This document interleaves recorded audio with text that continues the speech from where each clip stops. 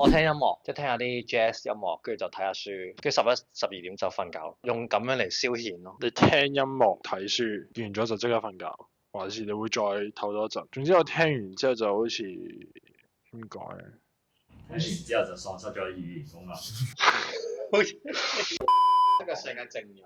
係啊，個靜得滯。靜得滯咯，即係靜得滯。咁你咪聽咯。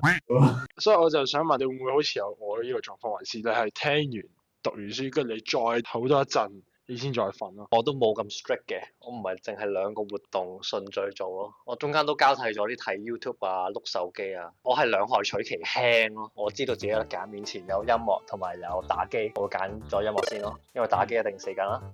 我食多餐飯定還是去做下啲 foam roll 拉筋咧？咁未必係食餐飯，係 foam roll 拉筋會好啲啦，即係會揀咯。上到床啦，我都未必係咁快進入瞓覺狀態嘅，好難嘅。我要主動嘅，有啲嘢做嘅係可以做呼吸法嘅。傾得多呢啲睡眠啊、休息嘅嘢，我就會越嚟越重視呢件事，咁就會真係有啲儀式啦，瞓覺前嘅儀式咯，令自己進入個狀態啦。要揾方法咯。你話聽音樂狀態唔好，咪唔好聽咯，即係揾自己啱嘅嘢去做咯。我點解想聽音樂都係想放鬆咯，但係聽完之後反而更加放鬆唔到咁樣。有啲吊詭嘅地方就係，如果你好主動想放鬆，未必好容易放鬆。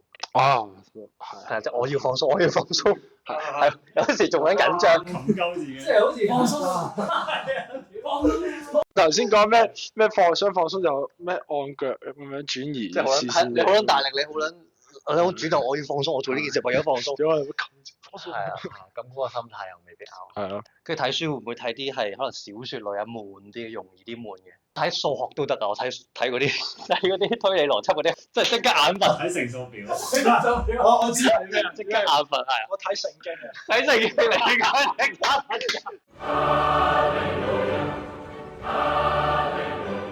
講，咁我想問你話，你聽完音樂太靜啊嘛，咁你之後做咗啲咩？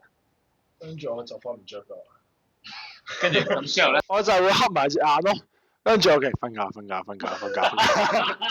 跟住我會強制要自己瞓覺咯，好似係真係冇可能啦。咁當我強制自己瞓覺嗰時候，我就會開始有啲唔舒服咁樣，即係有嗰種係突然之間身體要有啲感覺啊。條大約10分鐘嘅片咧，叫做 Yoga Nidra，就係咧。佢係一種冥想放鬆嘅方法嚟嘅，你個 attention 可以擺喺自己腳板底啦，跟住慢慢再掃上嚟咁樣啦，跟住想像自己係用一個第三身嘅角度，有盞燈射住自己隻腳嗰位，嗰個畫面再加嗰個諗法，一個令自己放鬆方法嚟嘅。咁我係因為聽過呢一啲嘢，所以我就會諗下試下 scan 下自己身體咯，逐點 scan 咁樣去放鬆。頭先個係我會 send 俾你睇睇，我睇你睇下有冇用咯。驚你靈魂出竅。都有啲似，嗰畫面就係靈魂出竅。出到啊就幾好㗎啦，出到就幾好。出到啊幾好。